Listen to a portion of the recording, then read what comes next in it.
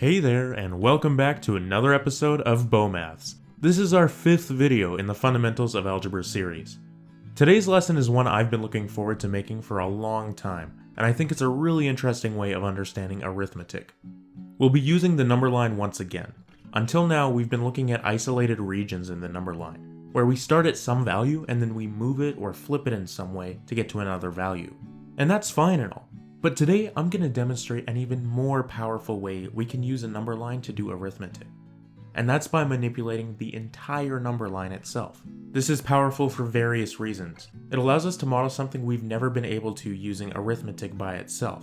But a really interesting result that we're going to get is being able to model some basic transformations and manipulations of anything in space. Now that I've hopefully piqued your interest, let's get into the lesson, eh?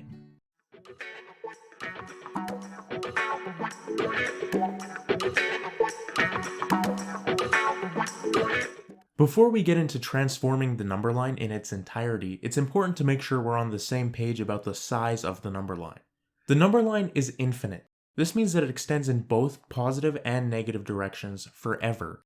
Any positive number or negative that you can think of is going to be on there. There is no end to it, much like the mysteries of Mike's Masala. So even if I only have a certain range of numbers on the number line at a given moment on the screen, you can just imagine them that they go off on either direction off the screen for all eternity. The reason I bring this up is that when I shift or stretch the number line, some numbers are going to disappear from the screen and some new ones might appear depending on how I move the line. They're still on the line, but they've just left the screen because of the transformation. Now that that's hopefully clarified, let's start off with everyone's favorite arithmetic operator, addition. Using the number line, if we add 3 plus 4, let's say, we would start at 3 and shift 4 units to get 7. This is nothing new. However, what if we wanted to add 4 units to the entire number line? What does that even mean?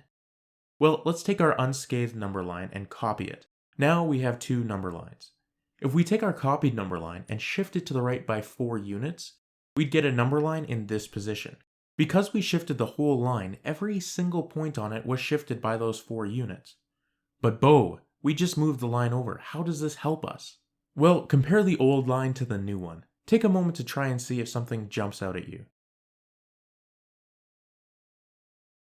If we look at the 0 on the new line, notice how it matches up with 4 on the old line?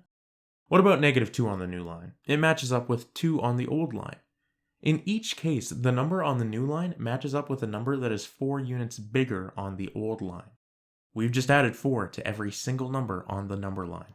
All you have to do is pick a number on the new number line, and whatever it matches up with on the old one is going to be your number plus 4.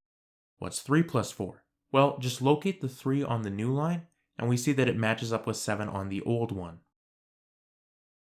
Well, I could have just added 3 and 4 to make 7 in my head, you might say. That's true. We are capable of adding 4 to any number, but we're not capable of adding 4 to every number individually. Take a moment to think about how powerful that is. We would never, ever be able to write every single number plus 4. But by moving a line, we just modeled every single possibility for a number plus 4. This is the power of math. We just took a specific operation and we abstracted it to the moving of a line. By doing that, we were able to model more about that operation than we ever would have before if we had just stuck to adding specific numbers together.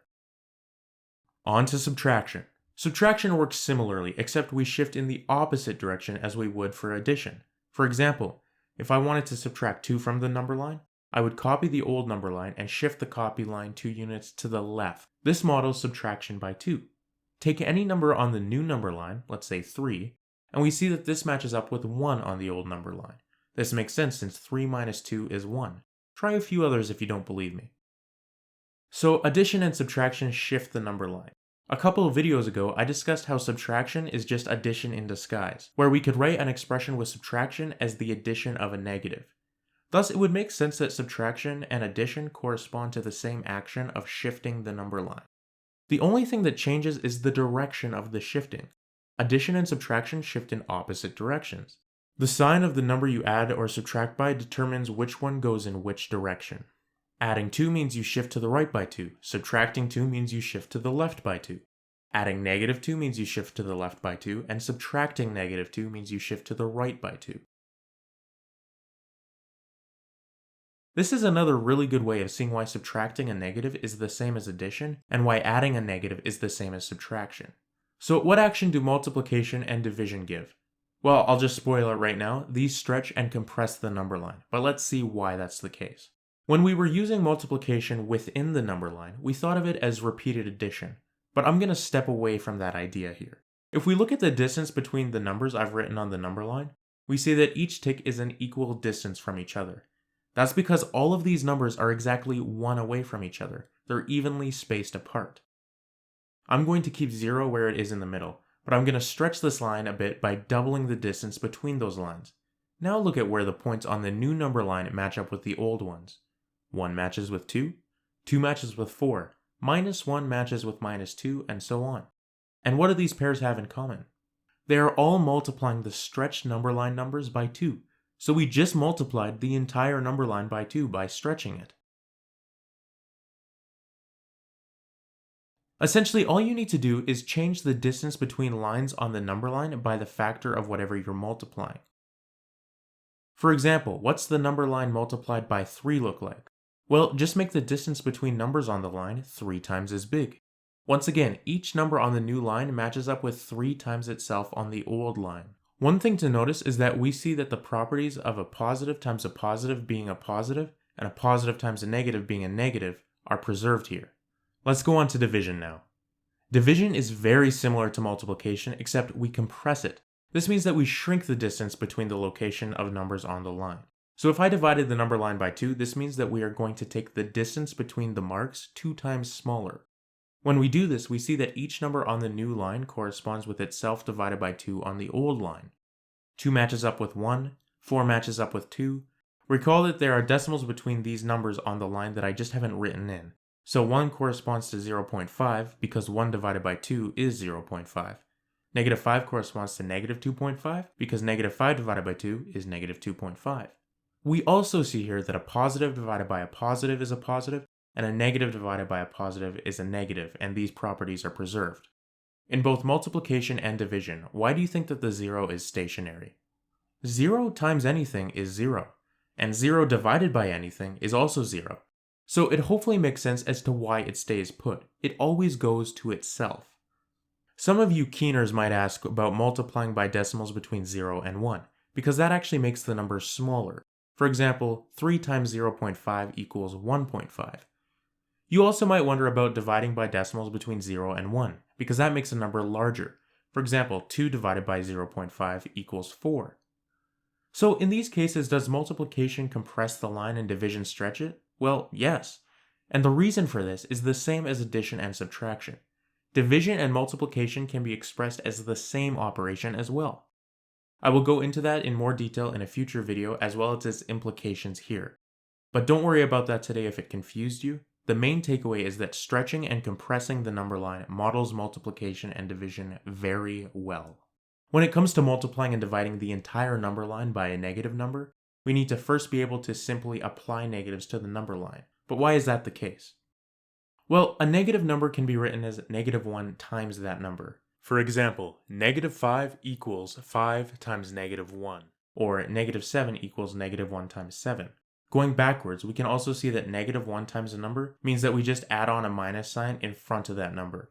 For example, -1 times 5 is -5, -1 times -2 is -2, which is just 2, and so on. Thus we can see that a negative in front of the number is the same as multiplying by -1. We can actually do this with division too, by representing a negative number as the number part divided by -1. For example, -5 equals 5 divided by -1.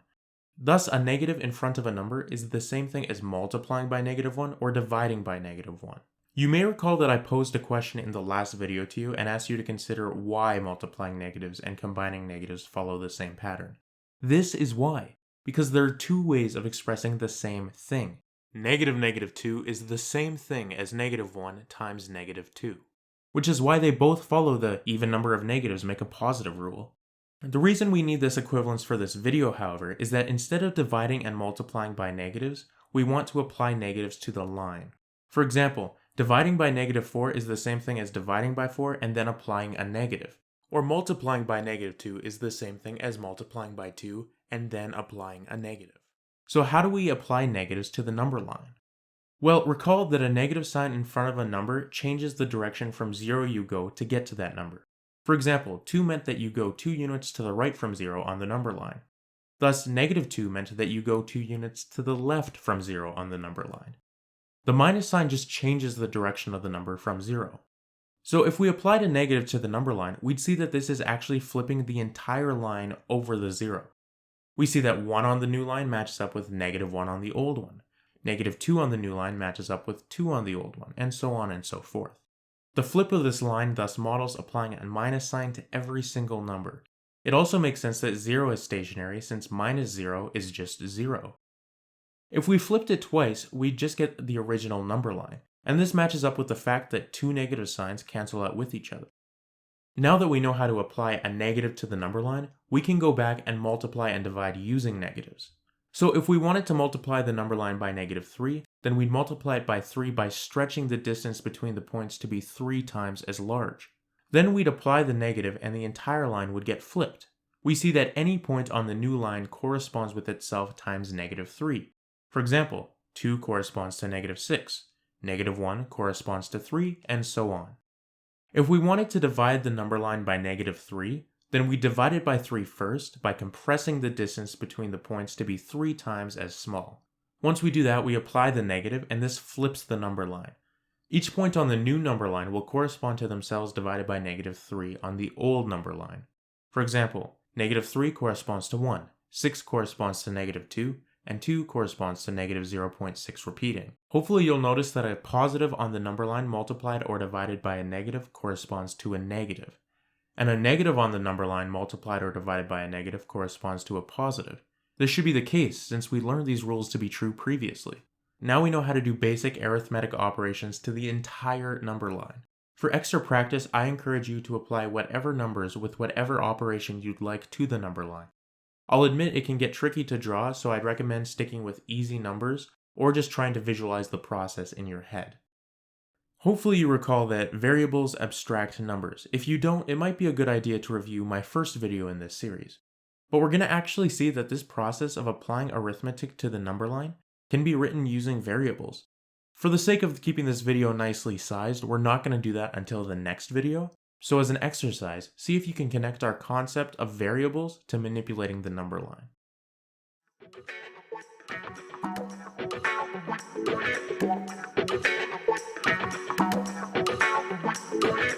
This next part is really cool, so thanks for sticking with me so far. We can apply what we just learned about the number line to objects in space. You'll often hear this term "in space" being thrown around.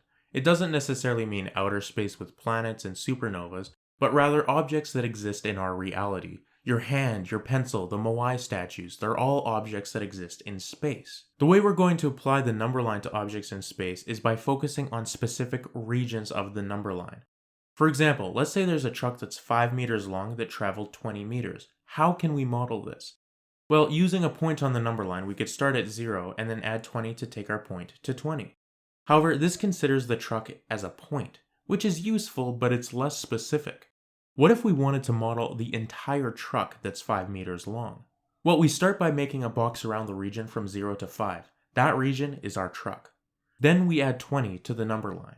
Once we do this, we see that our box has moved and corresponds to the region 20 to 25 on the old number line. Let's make a new box here. This new box represents the position of the truck after traveling 20 meters.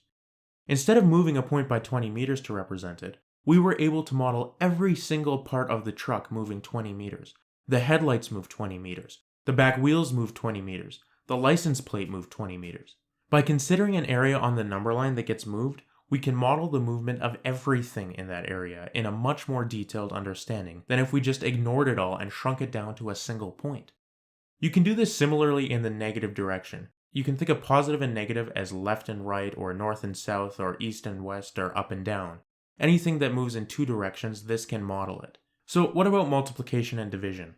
Well, those stretch and compress things, right? Naturally, we can use it to model the stretching or compressing of any object. Let's say I start with a rubber band that's 2 inches long.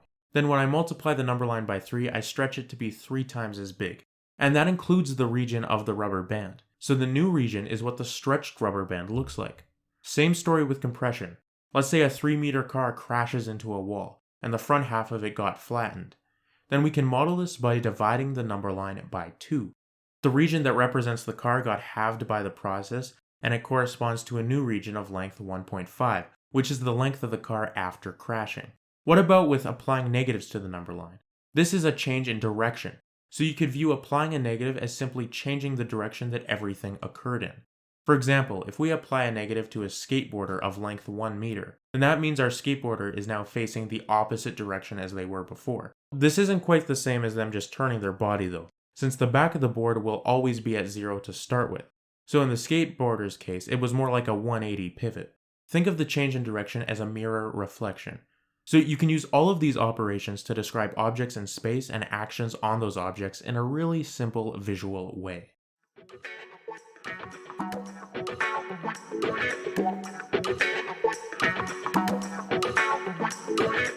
Well, that just about sums things up for today's video. Today we learned that you can not only apply arithmetic operators to numbers, but to the entire number line itself. Because of this, we were able to model manipulations to every single number, not just one at a time, but all of them. Addition and subtraction shift the number line, multiplication and division stretch and shrink the number line, and applying negatives flips the number line.